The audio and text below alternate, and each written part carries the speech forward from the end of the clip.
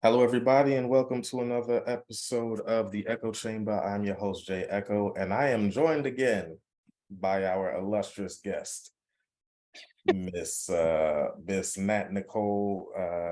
Nat, well, it's in the corner. Nat, how you doing? How you feeling? How you living? How you been since last time? I'm doing fine. It's a very gloomy, or it's been a gloomy day, but I'm happy to be home. Yeah, I mean, There. the sun came out at like 6 o'clock for no reason. So yeah, Yeah. it was a weird day. But alrighty. So for those of y'all who have been paying attention, this is episode 2 of season 3, or well, I say episode 2, but this is really part 2 of the first conversation we had. And that conversation went a couple interesting places. It was mostly about dating and intention and a bunch of other stuff. Mhm. So I sort of wanted to jump off from there. We ended off our last conversation sort of discussing dating with kids, if I remember correctly. And the consensus we came to was sort of, one, people need to be more intentional when they are going into a dating situation with children, and two, they should involve the children as quickly and early as is reasonable. So I wanted to what's it called? I wanted to sort of piggyback off of that discussion and ask you, from your perspective, what do you think is the negative that comes with dating somebody with children, as somebody who has children yourself? Um, I think the negative for me is, for one, being intentional about the type of person that you want around your child. Um, I have two daughters, and the one thing that I have to think about is, how is this person, like, can I trust this person with my children? Mhm. Am I able to leave this person alone and know that no harm will come to my children? Like, you hear stories about, you know, people that date, and this person's either like they're abusing the child in some way, shape, or form, whether it's emotional, physical, sexual, whatever. Um, so I think with that in mind, um, I'm not quick to let people meet my kids. Like, I would say the longest I've gone was maybe 6 months before the person met my daughter. And this was before I had my second child. Um, some people do like minimum 3 months, something along those lines. Cause you want to, and not that everybody reveals how they really are um early on, but I think just making sure that you remember to protect your kids. Mhm. And I think that goes for not just people you date, but just around anybody. Like, I want to make sure that whether it's a babysitter or a family member or someone I'm dating, that they're around people that won't, bring any harm to them. Mhm. So I would say that's one, like, negative. And then another one would be like, if I'm dating someone that doesn't have kids, some people feel that, oh, because I don't have children, I can't relate, or they don't think, I guess the mindset or the mentality might not be aligned, or might not be on the same accord with the person that has the children. Mhm. So I don't know. I think I've dated guys where they've wanted to go out and do certain things, and I have to tell them, like, hey, I can't just drop everything and go on a trip, or, you know, whatever the case may be. Like, everything has to be planned. Mhm. And sometimes men are understanding and they'll give me the grace, and then some are like, well, I'd rather just date somebody that don't have kids because I don't have to worry about that, aspect of things. So that would be the main things that I can think of. Um, okay. So you what's it called? How on the other side of that, like how, like you said, you have two daughters. How do you how do you contend with the fact that your daughters are literally watching you date at the same time? And so like you're, whether you want to or not, you're sort of teaching them in that same way. How do you manage or, contend with all of that? um so I don't think it's healthy for your children to just see all these different people come and go, Mm, because kids attach easily. Like if they meet you, or at least for my kids, like if they've met someone like them, they get attached. And then if it doesn't work out, then it's like you're breaking up with the child. Like you're grieving a breakup, and then the child is grieving a breakup. mhm, Um, it just goes back to me really taking the time before I introduce this person, because once you introduce a person into a child's life, that becomes part of a routine. Like the dynamic in the house might change.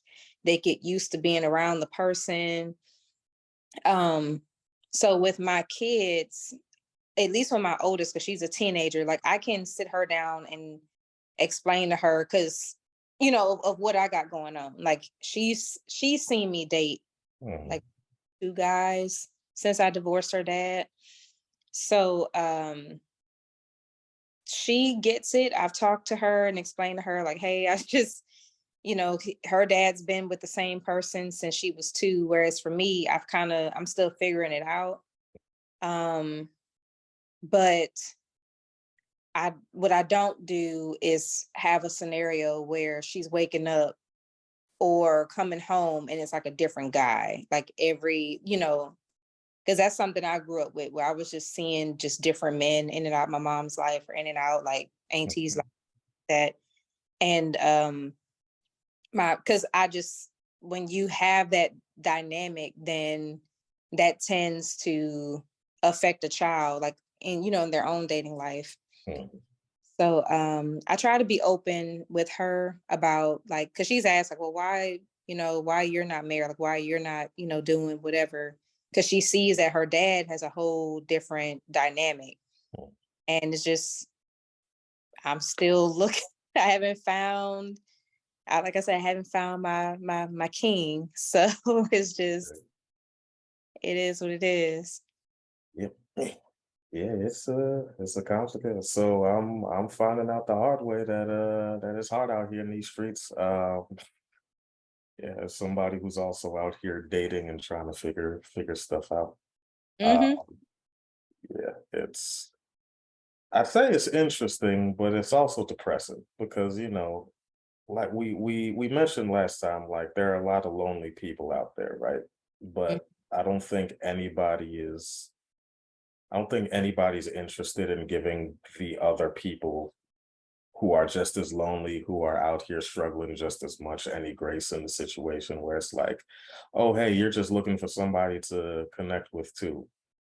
But then on the other side of that, it's like, cool, yes, you're just looking for somebody to connect with, but are we meant to connect with each other beyond, like, beyond whatever it is, whether you decide to, hey, this is just sex, or hey, let's try and figure out if this is a relationship or whatever the case may be.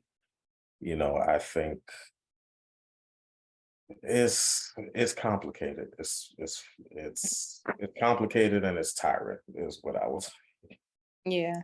And I'm learning to recognize that not everybody is meant to be in your life. long term. Like Yeah. you have some situations that's seasonal, and then you have some where it's that person's going to be with you for the long haul. And typically the seasonal situations is more, at least in my life, it's more of a test, Mm. whether something resurfacing that I thought that I had dealt with that I haven't gotten completely over, or it's a new test.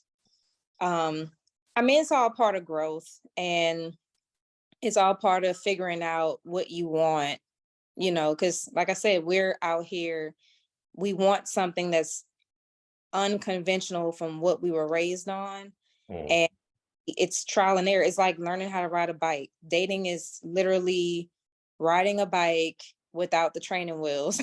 And you just, Well, I never learned to ride a bike, so it's real rough for us out here.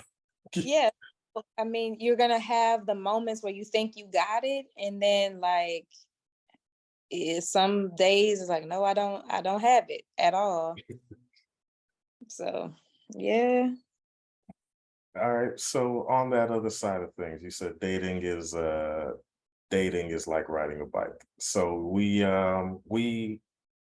we've had discussions about stuff like this before, and we once had a discussion about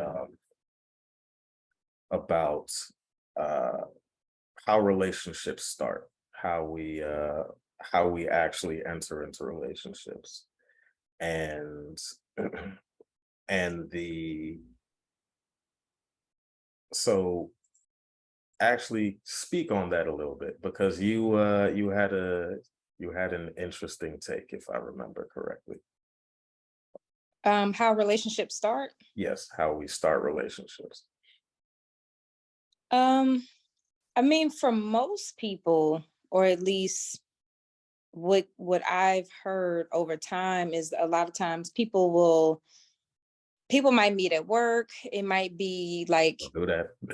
you like you out, you out at the lounge, you out at the casino. Like it's one of those like organic scenarios where you meet people. Hmm. But typically the first thing that catches you about a person is the physical. Hmm. And some people don't want anything beyond the physical. I Hmm. think that's the biggest hang up right now in the dating world. Even with online dating, most guys I've matched with, they don't mind saying like, "Hey, I just want something casual," which typically means they just want sex. Hmm. Yep. Um, There. because if a person really wanted more, there would be more conversation. You'd be trying to get to know me. We talking about, you know, values, morals, goals, I'm whether, all about all that. yeah, whether or not you want to have kids one day, or you just life in general, what life would look like if had a long time, partner or whatever. So um I think that that's the biggest hang up, is that some people don't want to get past the physical. Some people might be afraid to, like if a Mhm. person's been hurt and then, in and out of relationships. And that's, again, speaking for myself, like I tried to do the casual situation, and I guess it's okay because it leaves you open to like freely date.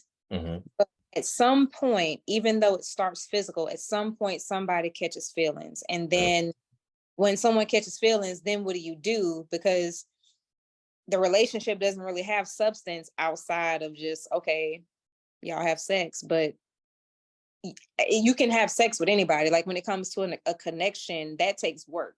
Mhm. Like it takes work to build a relationship, and then like grow to like somebody, and then ultimately love that person. So yeah, I'm not it's not that I'm opposed to casual dating. It's just that I think, I guess, being in my mid 30s is like, well, how long can one sustain casual dating? At some point it has to get old. And like, then what do you do? Become a cat daddy. That's exactly what. I guess like that's uh something about all the time. I'm like, dang, like I'll be 34 this year. Like, as you know, next year I'll be 35 and then closer to 40. It's like at some point this gets old. Like, what do you do when you get tired of casual dating? Uh, I mean, I got there a couple years ago when I considered taking up the cloth. I considered becoming a hermit. I got really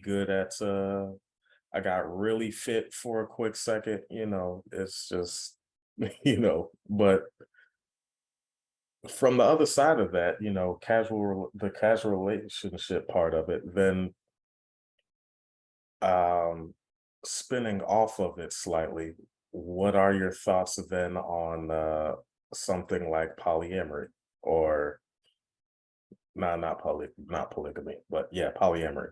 Polyamorous. Yeah.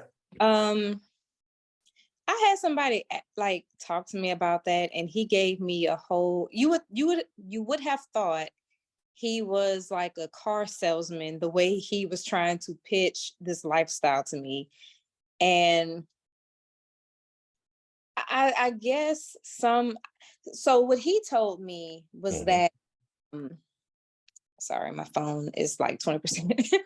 But what he told me, he was like, well, it's a village, and you know, because I was like, well, I have kids. Like, how would that work? Like, maybe if I was single, no kids, it would be easy to enter into that type of lifestyle. But he was like, no, because you could bring kids into it. And then ultimately, like the women, because in a man's perfect world, polyamorous is a man with multiple wives. Hmm. So like the women would have this sisterhood, and then like you cater to the man. It's all about building, like generational wealth. Like, I guess it's, you have, the more people you have, you could pull in those resources for that. Like, I get that part. Hmm. But what I actually see is just men who want to just openly have all these different partners to sleep with. Like, I haven't seen a successful like situation um such as that one. Like, most dudes look at it from more of a physical than how, I guess you could say, in some countries in Africa, like some tribes, how they practice it. So I don't know. It's not my cup of tea. I don't know if I could see myself doing something like that.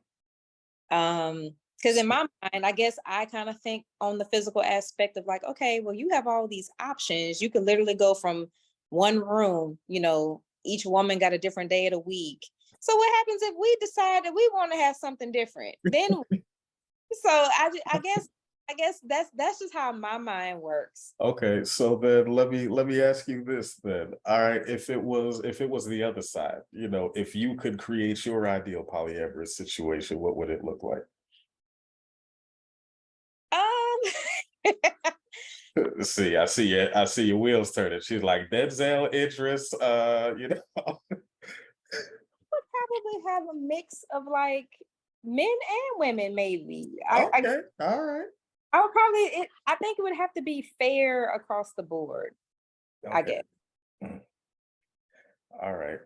So, but all jokes aside, I would say I agree in that, like, I've never most of the time I hear about polyamory, it's about one person involved in the situation is all for it and the other person is kind of along for the ride. And then Mm. usually what ends up happening is like they're polyamorous for a while and then they find that one person that they're like, oh, okay, nah, I'm good. Yeah. And then all of the other ones just end up cut off and doing their own thing someplace else. So, Mhm. I mean, if so, and so I think when most people say polyamory, what they're actually saying is I am dating and I am contemplating multiple options, and you are Mhm. one of those options. Yeah, it sounds more Haven't like decided. It's that's what it sounds like to me. It's more of an open scenario. mhm, So the other thing that I've seen is you'll have a married couple that have what you call a permanent hall pass.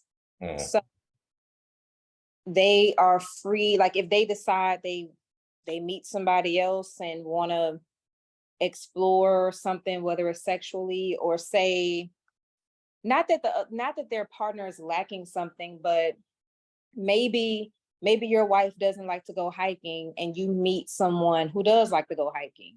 So that's who you spend that time with. Like I've heard different variations of a hall pass without it necessarily leading to sex. yeah.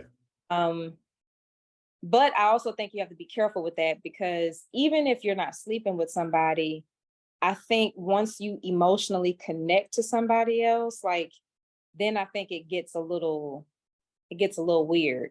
Mm, Um, so I've heard of that. I've heard of you'll have a couple and say the wife is bisexual. mm, So there's an agreement that, okay, I'm married to you, but if I decide I meet this lady over here and I want to explore that, then, I'm free to do so. So I will say being out here in the DMV, like it's a lot of stuff going on. Like, it's not just like I've seen some interesting. yeah, and Like, we've had this discussion before, so it's a fun scenario. So then let me ask you this. Two questions. One, do you think do you think men and women can be friends without the potential for it to escalate? One. And two, what are your thoughts on the concept of like work wives and work husbands? um, I was told I had a coworker that used to always say that conversation brings about similarities.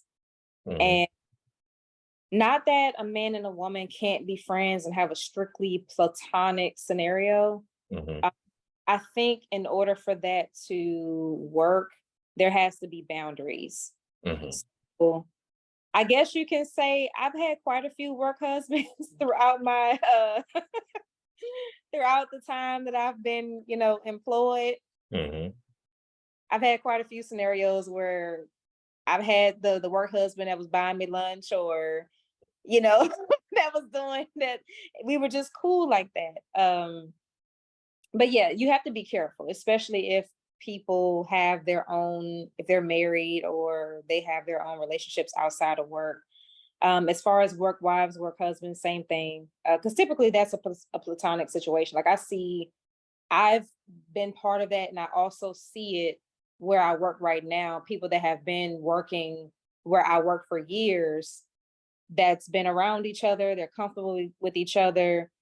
But from my understanding, outside of work, these people do not communicate. At work, like, it's cool. Outside of work, this is, they have the boundaries. Yeah. So I think as long as people respect boundaries, don't cross lines, um, because typically that leads to messy situations. I don't really see the issue. Mhm, I do think for someone that has a significant other, I think it's more of like checking your insecurities. Um, and something that I've learned is that if I think as a human, we all feel like a tinge of jealousy when you see your person interacting with somebody else, especially if the person that's interacting with them is interested in that person. mhm. So I can see how we as humans can become territorial, but the reality is you can't control what the other person is going to do. So every day we go out, if you're in a relationship, you go out into the world, you might be tempted because Mm, you got people out here that don't care if you marry, if you have a life partner, girlfriend, boyfriend. Some of these people do not care. Nope. But on you as the individual to say, no, like, this is not what I'm trying to, not here for this. I have my person, Godspeed, So I think it really boils down to discipline at that point. If you're really trying to build a life with somebody, and if you're exclusive with somebody, then each time you're tested, you should be able to say, okay, I'm gonna step away from this. So So then that brings up another question for me, because it's like, yeah, you say, you know, you say it's about insecurity, but how much of that is how much of that is just like isn't insecurity, but it's like, I mean, let's be honest about it. There are a lot of people out here in these streets who, like you said, who don't care. So how much of it is an insecurity and how much of it is like di- I am protecting my relationship? That's right, not necessarily being territorial. That's just knowing what the game is out here in these streets. right. So um, so I think if I were in that situation and say me and my guy, we're out at a lounge or where we're out somewhere, Hmm. and this woman approaches him and he's like, well, granted, if we're standing side by side, the other person should know to fall back, but let's just say maybe she didn't see me, Mm. or maybe she don't care. She feeling froggy. I got you. Right, so she's trying to talk to my guy is telling her like, hey, my girl right here, whatever, whatever. And at that point, he's done what he's supposed to do. If she doesn't about face and go the other way, then at that point I'm gonna say something. Mm. You know what I'm saying? So because you're being disrespectful. Like, if you were told like, hey, I'm with my girl, I'm with my wife, I'm with my person, like, thank you for the compliment. However, you know, we not doing that, and they Mhm. don't step off, then yeah, I mean, whatever is needing to come her way may come her way. Whether it You are the most professional person I have heard say she go catch these hands without saying she go catch these hands. just saying, because you know what, I do find, well, I haven't witnessed it too much with women doing this, but I Mhm. will say I've been out with a guy and another guy will like aggressively try to talk to me. And I'm like, okay, you don't see me, with him. Mhm. But I guess it just, people these days are a different breed. Like, the level of disrespect that's going on it's out of this world. Pivoting for a from our previous conversation, we've talked about discernment and respect and everything like that. And one of the things that we've discussed before is that respect is something that we often demand from other people, but it's also something that, like, a lot of people seem to not know how to give, or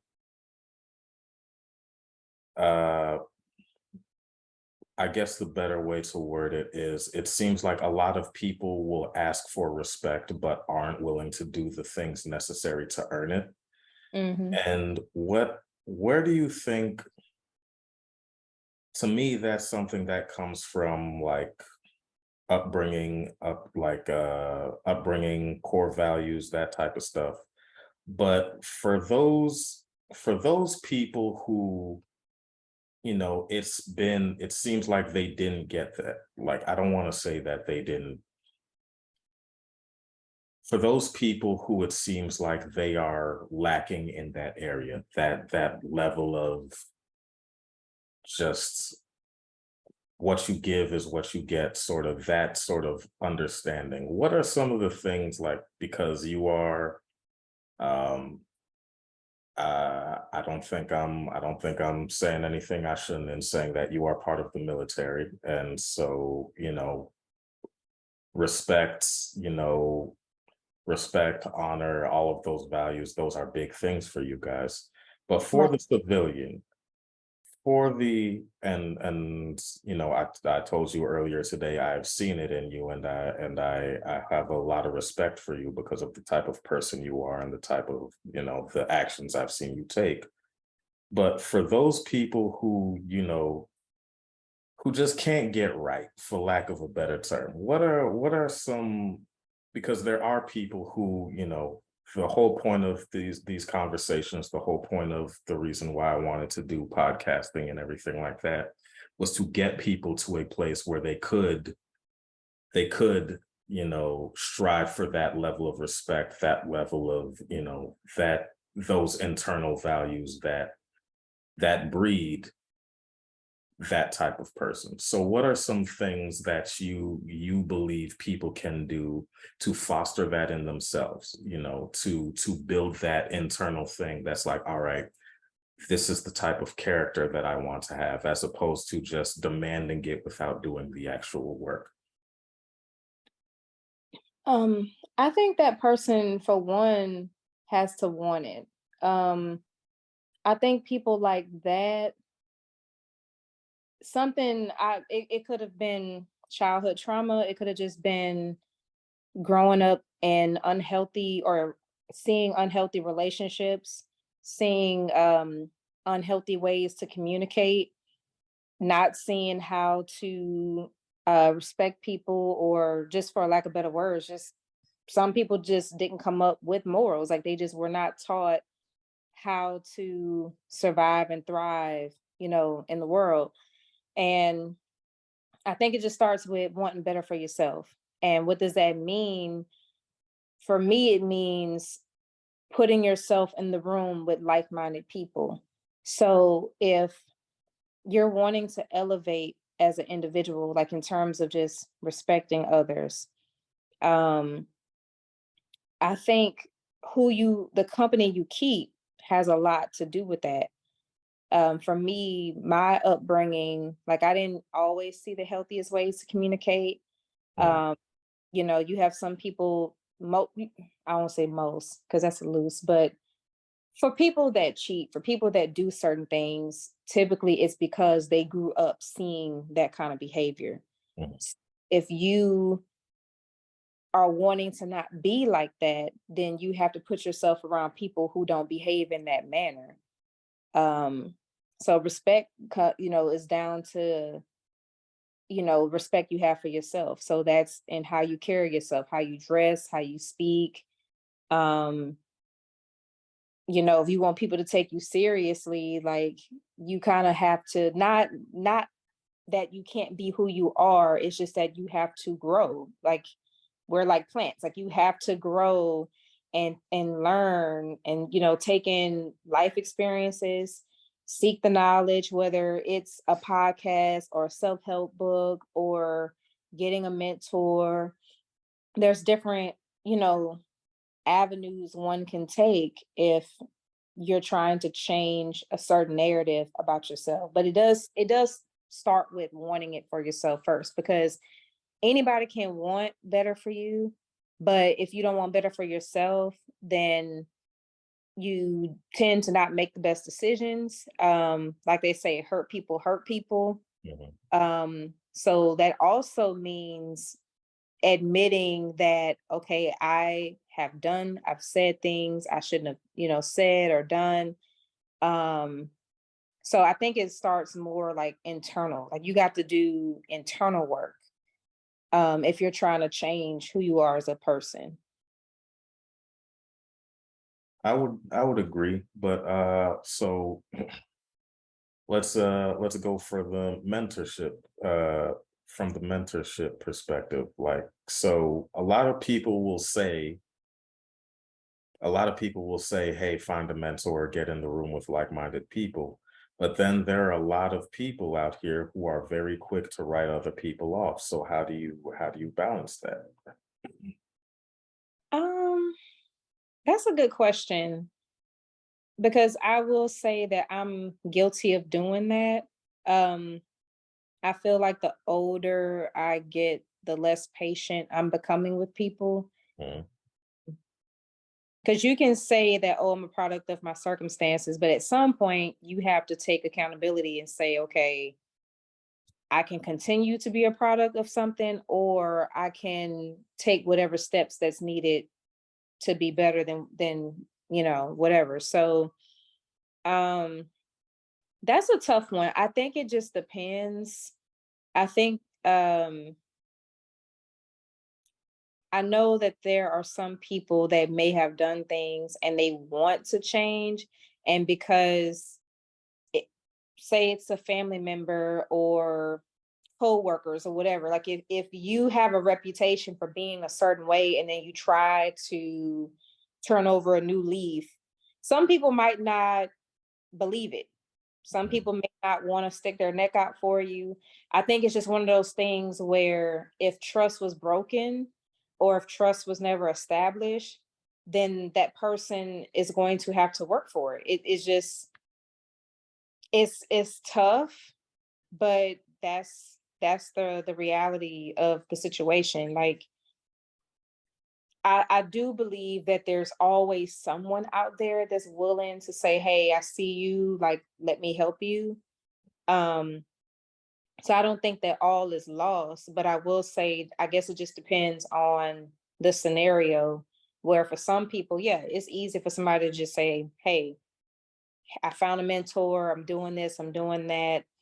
Um, the only other thing I can think of that would probably help is to maybe rebrand yourself. So if you're known as someone who's, you know, always angry or always this and that, like I think it's just baby steps in changing certain behaviors so that people will see it and they'll say, okay, you know what?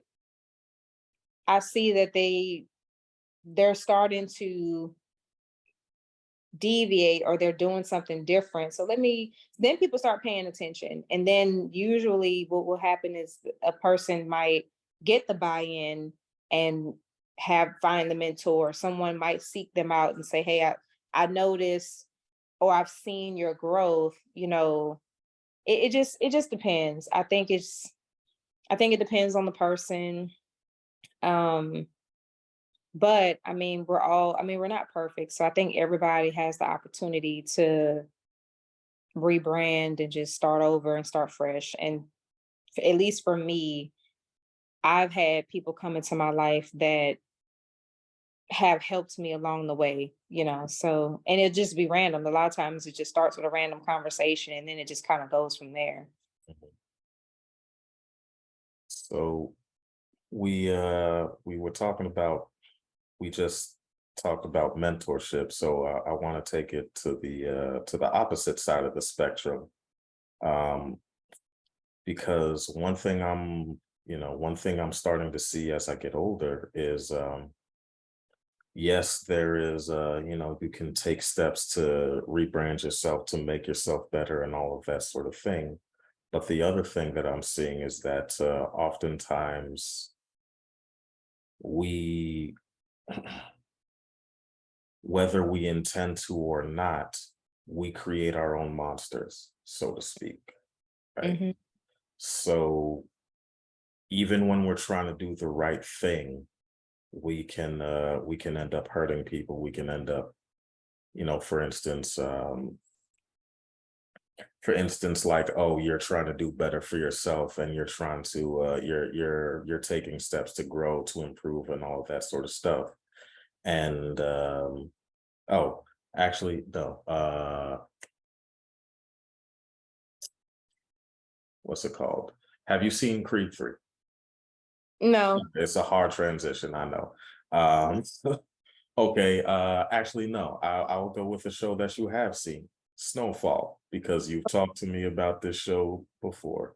Hmm. So, Saint, God bless his soul. He is a brother who he's just trying to drag himself up by his bootstraps, but in the process, he literally burns down the entire village, like Right. everybody.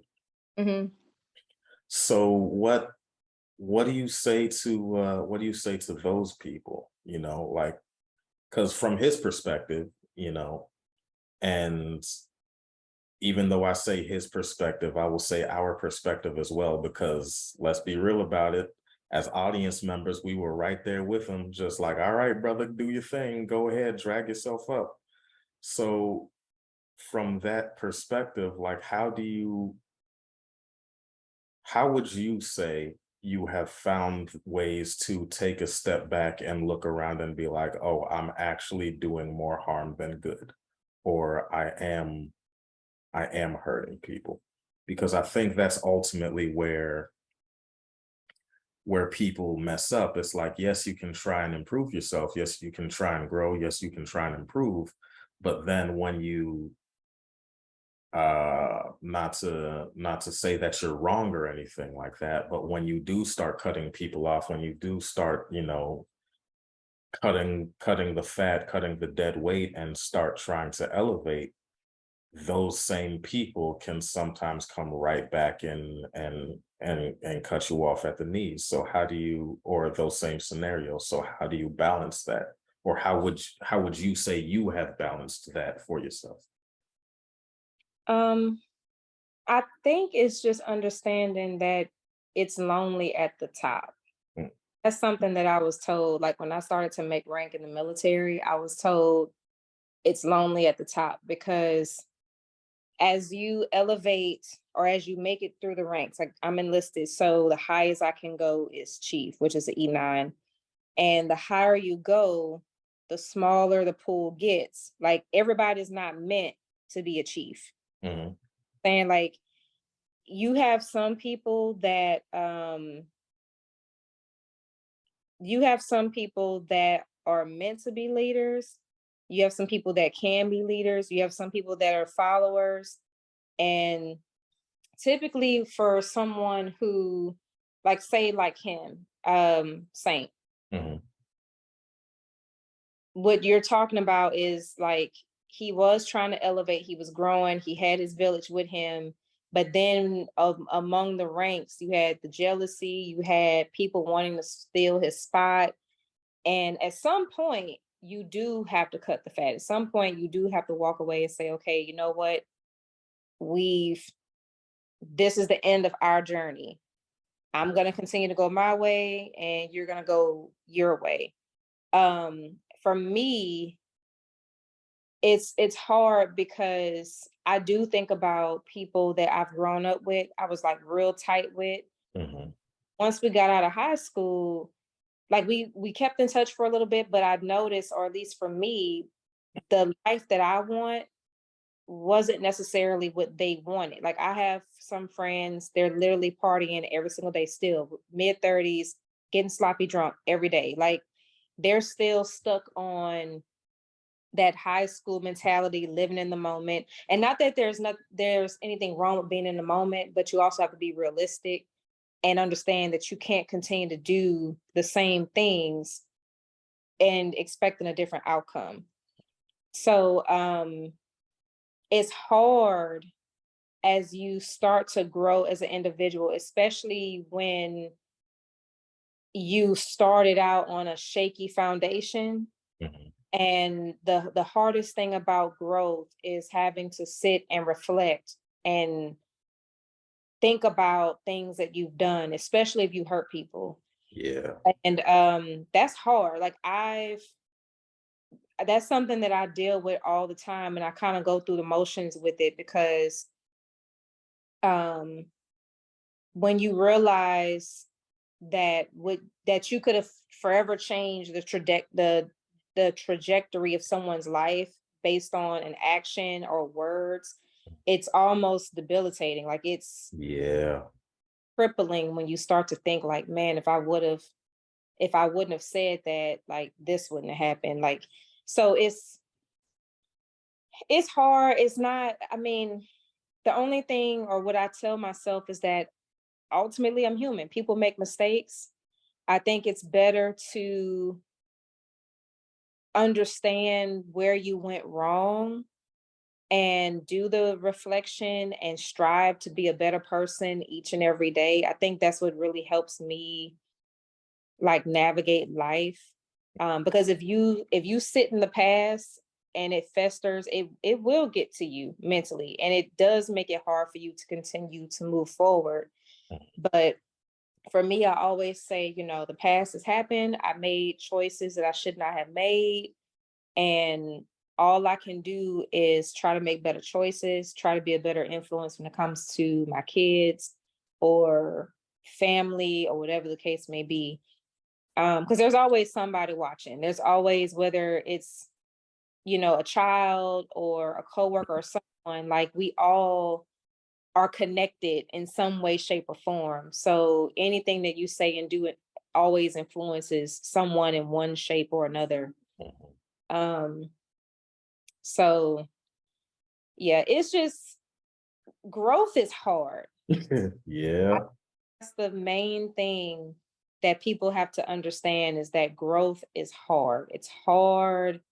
It's hard to do something that's outside of your comfort zone, because you might have a certain goal for yourself, and you might look at other people and say, dang, like, look at how their life is going. They managed to get to whatever at this age or whatever. And it goes, and I think I may have said this the last time we spoke, like, you can't look at what other people are doing. You have to focus on yourself, on your journey. Mhm. Um, so yeah, it's hard. It's doable. It's, you know, as we go through this thing called life, we're all students. So you're never going to be fully healed. There's always room to grow. There's always room to learn. There's always, every day that you wake up, that's another day for you to do life different in Mhm. a positive way. So I think that's just something that I try to live by. I appreciate you for saying that. Like I did not it's funny because what you were saying about like that that moment where you think like you that moment where you recognize the actual power you have to affect somebody's life and the fact that you may have done it in the past is terrifying. Hmm. And I've had that moment a couple times and it's just like, you sit and you like you said, you sit and you reflect and you think like, yo, half of the stuff I did just being a stupid kid Hmm. is stuff that potentially ruined somebody's life or stuff that could have ruined my life if but for the grace of God or whatever, or luck or whatever you want to chalk it up to. And I don't often quote what's it called? Well, I'm not even going to quote him. I'm just going to reference him. I don't often reference Jordan Peterson, but there was something he said once that stuck with me.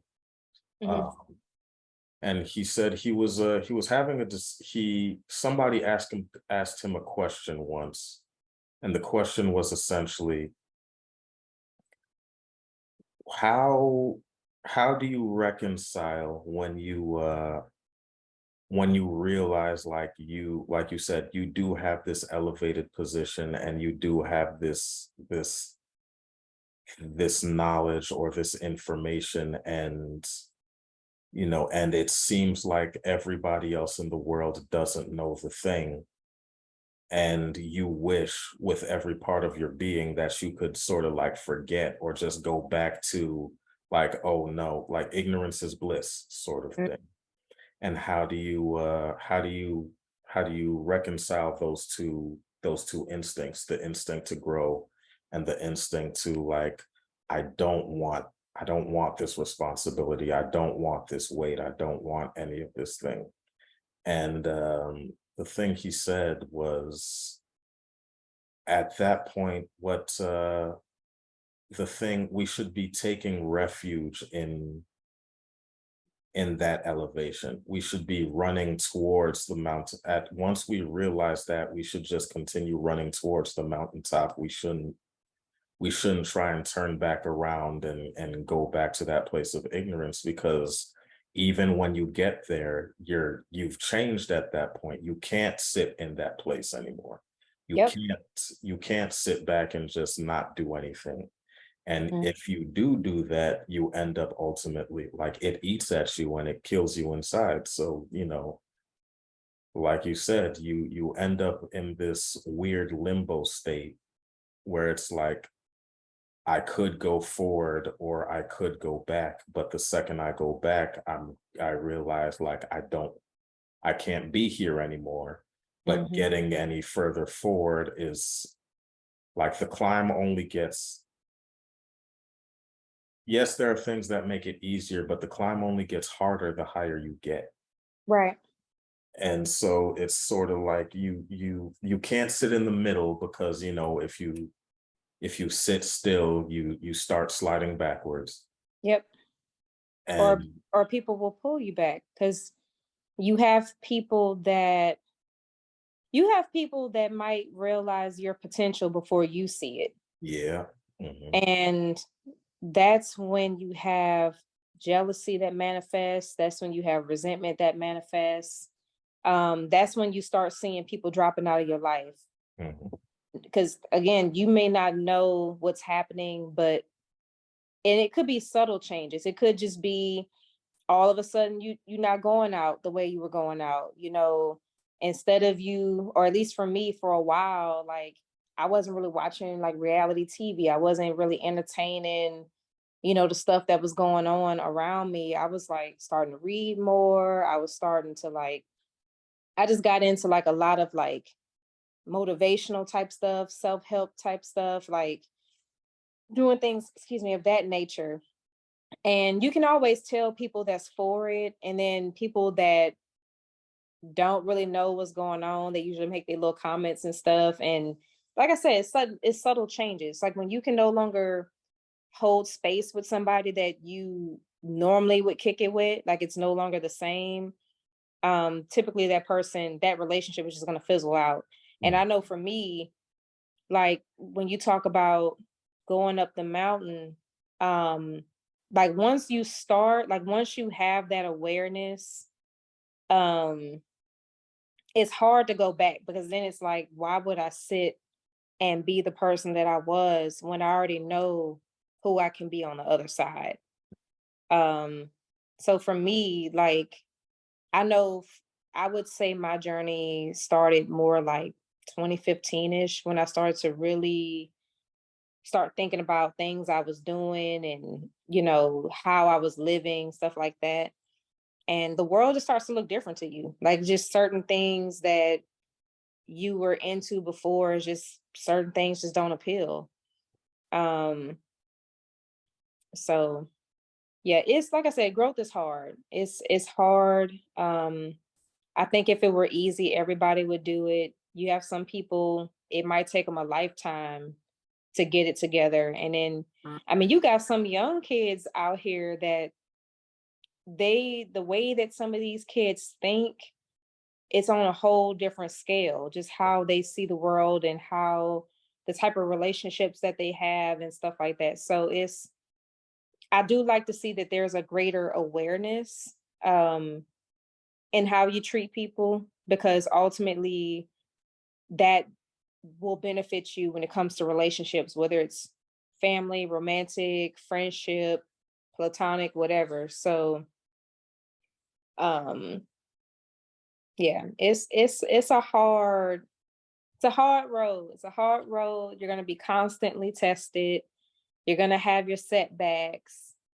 And I think when the setbacks happen, you have to continue, or at least try to find the light in the situation. You have to try to find that glass half full. Like, okay, this scenario didn't go the way that I wanted to, but I always try to look at it from that perspective. Like, okay, this is not going the way I want it to go, but maybe this is happening because of XYZ. Like in Hmm. my And it kind of keeps me from going down the rabbit hole and being in a funk whenever something's not happening quickly enough for me.